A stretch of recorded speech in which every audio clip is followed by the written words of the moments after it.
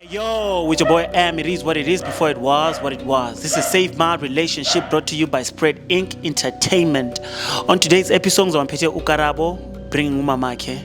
Let's get into it. Sanibonani, igama lami nguKarabo. Bengize kule show uzoconfront mama ukuthi azongitshela ukuthi yini engaka ngenza yona. Ukuthi ngicine ngibaso, ngicine sengibhema ama drugs, ngiba inhlupho emphakathini. Because mangiphuma nyanga ngaphandle ngibuzisisa ukuthi why all of a sudden ngicine ngishintsha ngibaso. Bangitshela ukuthi umama wami uyo ngangitshela iqiniso. So ngifuna ukwazi namhlanje ukuthi yini yangenza yona umama and why wangenzela lento leyo. Yabo.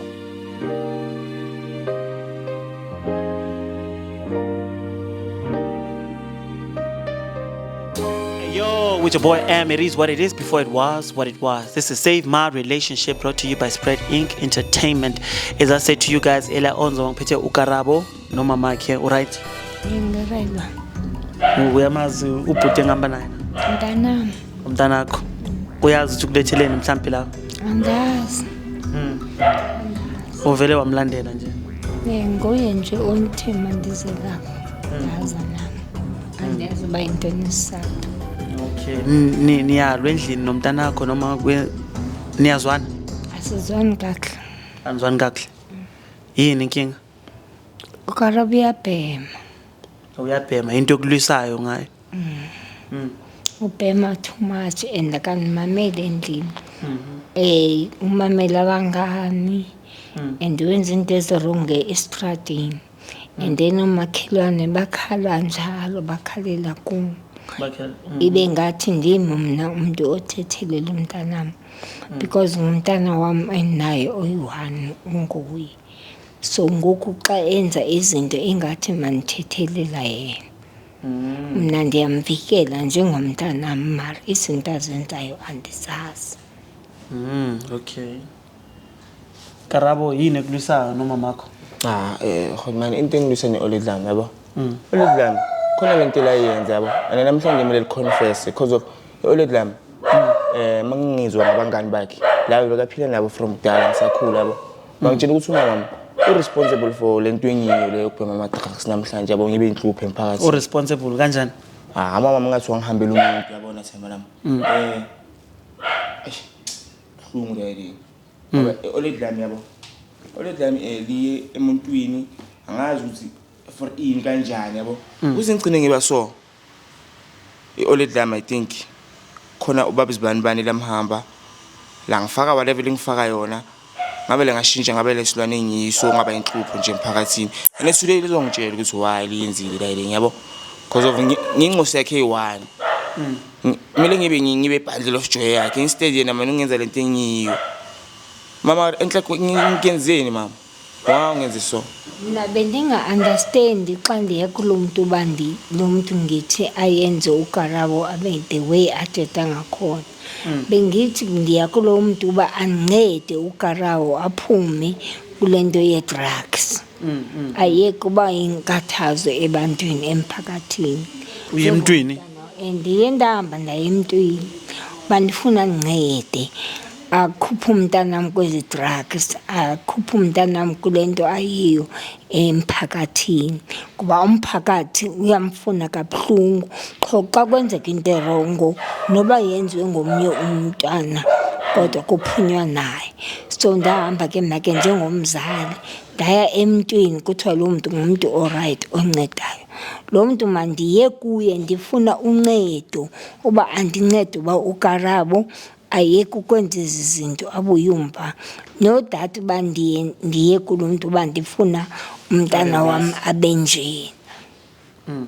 Uyayizwa Karabo idaba? Angiyizwa hot man total lento ayisho ngoba bekazama ukukusiza. No. Lo muntu waya lapha amabasha abangani bakwathi waya lapha way before ngibhema hot man yabo. So like ukuze ngibheme ngibe nje like uye ireason hot man dami. So today like mama ngicela ungitshele tu. Mina kuze ndiye pha kulo baba umakhelwane wami wayeqhekezela. Then umakhelwane wami wathi aba bantwana bebehamba noKarabo bathi nguKarabo othe mabangene pha baqhegeze nguKarabo ebenesikhiya sovula pha. then ndabona uba le case ingathi izawuba yinto enkulu ezothatha uKarabo iyomfaka etrongweni. Then omnye umakhelwane wam wandithumela emntwini wathi ndiye emntwini ndiyosebenza elijala. Mna xa ndiya kulo mntu ndiya kulo mntu uba ndiyosebenza elijala uba umntanam abe ngumntu orayithi. Andiyi kulo mntu uba ndiyokwenza into yoba uKarabo aqhubekeke abe nje. Andali uKarabo le nto ayithethayo uba ndim owenze yonke le nto urayithi, because ndim ophumile endlini ndangena ezindaweni ngenxa yokuva ngabantu uba umntanakho xa eqhuba 1 2 3 yenza 1 2 3. Nam ndiyenza njalo because andinayo omnye umntana, kumntana wam ukuphela kwakhe, and angeke ndivume uba ahambe ayokubulawa, ndivume uba ahambe ayophelela esiseleni. Yonke i-2 cents ne-2 cents endinayo benditraya by all means uba uKarabo abe right, abe out. Not that umntanam babe ndimpress uba makaqhubekeke enze the way. Man, if bekafuna ngibe right kumanje angakabhemi Godman. Yeah, kubuhlungu eswini Godman, nento iyangidla mangakayibhemi, but uthi ufuna ngibe right. Why namhlanje angakanginiki nix yokuthi ngibheme ngibe right?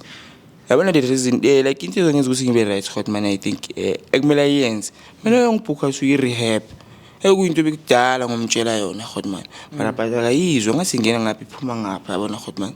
And mina sengikhathele le mpilo. Uke wamtshela ukuthi ufuna akufake ku rehab time and again Godman, noma ngicela ngikhuluma nge-rehab siyaxabana, mangikhuluma nge-rehab siyaxabana. Ungibuza ukuthi ngifunda ukubhema rehab na, athi ufuna ukubhemela rehab na, uthi ngifunde ukubhema rehab na or ngafundela estradini.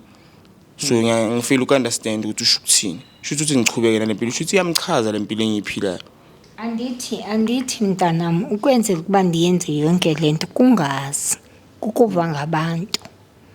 Andithi xa unomntana oyi-1 ekuphela kwakhe, abanye abazali benabantwana abanawo, so umamela apha umamele apha umamele apha, ungazimameleli wena wedwa uba intliziyo yakho ixelela ntoni na. Xa umntanam utshilo kum several times athi oleti ngicela undise rehab, ndimbuze mna umbuzo yoba ndithi le nto uyenzayo uyifunde erehab na or uyifunde estradini. Akaxoki kuloo nto ayithethayo. Mna bendiyikhupha ngomlomo wam because bendingazi, bendimkwatele because bendicimba le nto ndiyiva ngomakhelwane nabanye abantu. Ubonile uKarabo abantu abamelwane bam abanintsi, abamelwane bam abanintsi andikhulumisani nawo namhlanje ngenxa kaKarabo. So bendingayazi uba mandiyenze njani na. Nangoku nje ngiba ndilapha andiyazi uba uKarabo undizisela ntoni na, ingona ndiva ngoku uba uKarabo yintoni isizathu bangabe andizise apha. Ndiyafuna ukwazi ukuthi ndiyamnceda. Manje uze kuye emntwini ebantwini ngento yakhe le yokuthi athatha ama drugs noma ngazi ukuthi yini la ithathayo, bakusize ngani lapho? Akho nto bandisize ngayo because mamane benixelela izitori uba yenza 1 2 3 bese nawe wayenza. Nam ndiyenze le nto bayithethayo, mari le ithethwa ngumntanam ndingayenzi, mari le bandixelela yona estradini ndiyithathe ndiyenze and ibe ingayenzi sense, ingayenzeki. Awubona ukuthi mhlambe bafakele umntanakho into ukuthi abe lento ayiyo khona manje?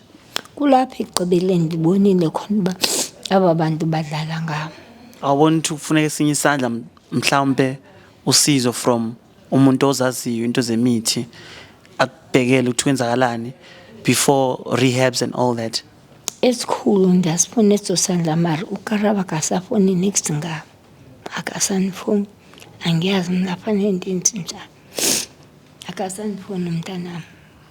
Karabo Hotman akangifake rehab lo muntu lona Hotman yena ngifuna irehab yamala mina ngise kule rehab la azobhatala kuyo yabona Hotman ya lesicopheleleni eliphezulu lapho bazongiphatha soft khona so that ngibuyele kulo muntu benguye before bo umuntu onjani before mawangicocela bengi out emjojo ngizijolela ngizigelezela kahle eish azinoma ngibheka ithombe zami za back then Hotman engivele ngikhale Hotman yabo uthi sinze ngaphendukela intingi eyingimobi manje Hotman akekho nomuntu anefuna ukungibheka ngisho nama ex wami Hotman mangibheka yakhafula uthi iyo lento le ngingathandana nayo ngizibuza ukuthi oledlament like ngokuba nama doubts ukuthi oledlami lamampela na uthi oledla khona ngakenza so elikuzalayo because mina ngazi abazali bafuna the best for incosi zabo but yena ngathi hayi le nto le yakana for me yabona Hotman so angazi ukuthi uyavuma na kungise rehab since athi irap yavuma mara angithi kunento ayenzile yesintu yes so nalento lo mele hamba echacha kulo baba lo wayekuye omama sibani ayakhuluma naye amtshela ukuthi amuphe whatever amnike yona ukuthi akhiphe lento le yangidlise yona ungidlise yona urungezise ngayo ngasi mara athi naye akazi ukuthi uyenzeni umuntu akhona ngathi umuntu akhona umuphe into ezi wrong akamphanga into le kade ayisho mina amconfront ke Hotman amtshela ukuthi anibona ukuthi mhlambe wamele niyobona omunye umuntu instead of the same person ophe umama wakho into ezi wrong ayileyo Hotman into engicabanga ukuthi ngaphendula wena ngoba uye umachuzwa lezi zinto zokuhamba nabo baba nabo mama sibani abanika into ezi snacks uthini mamzo ngalento esho into bengicabanga ba anibuyeli kula baba awubuyeli kulo baba la anibuyeli yahamba ndiyochecka omunye umuntu ngumtshele into eyenzekile from the beginning or yena antshele bakwenzeke ntoni ngomntanami ndilungise lento kumntanami because ngumntana oyi-1 endinaye akekho omunye umntana endinaye that's why bendiyenza all this means I try to protect him because umntana oyi-1 endinaye so mina I thought ngiyalungisa kanti ndiyamosha ndiyaxolisa uKarabo kakhulu ngiyaxolisa kakhulu mara ngiyayazi la maybe nje baenzise apha kum uzoliva ixolo lami kodwa endlini mina naye asinayo ipeace anina peace kwamanje ufuna ipeace kumntanakho kabuhlungu kabi anibona ukuthi kwamele nilungise lento enimoshile ukuthi nikhona ucubeka phambili yes I want to do that silungise lento endimoshile and then maybe uzokhona ukundamkela njengonina wakhe Karabo yavuma ukuthi ya anyadizwa Hotman mara pattern mina ngabi ready ukuxolela oledlami yabo awukabi ready ukuxolela angabi ready ukuxola Hotman but yena ngizomxolela isikhathi samba but kwamanje ufuna yonke into ngisafuna kulunge yonke into ibuyele back to normal then khani ngizodecide ukuthi ngiyamxolela or kanjani yeah so lento yokuthi kwamele nibone umuntu uyayivumela ngiyayivumela leyo Hotman mara nje ukumxolela hayi leyo akayimise kancane ngoba hayi inzima lento Hotman yasinda yo but ngisuggestel ukuthi niye umuntu onjani mhlambe yeah mina ngimind Hotman monga suggestela mamzoni uyamind umind ngoba bathi unosisi bambiza ngothando ningakuyi angizwa as long as ulungisa ingxabano yami nomntana alungise lento sikuyo lo muntu sizomthusa umtholo niyasho ukuthi ningakuyi kengizoni okay Karabo wena uthini ngalento leyo ngingayikho Hotman hayi singaya sombona lo muntu omsuggestayo Hotman nami yabo okay ngizonipha inamba yakhe uthanda igama lakhe okay Hotman nami ngingayikho inkinga ayikho no problem bese after the rehab nakhona manifuna usizo mhlambe singanisiza yebo Hotman nami ngathi nayo ngayifaka yeah bese uthando lakho noma makho lizoba njani ke from there ngoba kwamanje athi anizwani yabona leyo Hotman leyo Hotman ayisoyilungise isikhathi sami yini engake kwatisile ngomama makho ayi Hotman nami ukuthi uze wagcina wangihambela umuntu Hotman nami ngingcosi yakhe and ezwa ngabantu basestratini Hotman yabo into engibhorayile ukuthi mina shutha kangisathathile ikhanda uthathela abantu basestradini ikhanda bheke egcineni ngigcine ngibanjani yabo ngenxa yakhe Godman so that's why ngithi indaba zomaxolelana nani izoze kuyezime kancane mangalungisa impilo yami ibuyele esimeni nge-rehab and everything then yeah after that khane sizobhekana nento zokuthini mina naye silungisa izinto kanjani also wena ufuna uqala kulunge la kuwe before ulungisa exactly uthando lenu yebo Godman into engifuna nje yenzeke leyo okay Ari ngicela ukumbuza umntanami usangithanda thanda uyangithanda njengomama wakho uyamthanda umamakho eish umama ngiyamthanda kakhulu futhi yabo makaphathe into eyenzile iye ngayithandi into ayenzile into angayithandi mara uyamthanda yena ngiyamthanda uyamuzwa mama fanele ungithande thanda ndakuzala umntanami ndakugcinisa usini sami 9 months you are the only boy I've got in the life so anything endiyenzile kuwe ebad or ebuhlungu ngiyaxolisa uyaxolisa mamso ngiyenza uba nditrya ukuprotecta I didn't mean to hurt you ngiyamuzwa Godman yabo so manje the way forward is what we just said angithi okay nizwe emntwini nibheke bakufakeleni and then after that we do rehab and all that yebo Godman hayi sigrand nje okay it is what it is before it was what it was your boy Am don't forget to like subscribe and share we out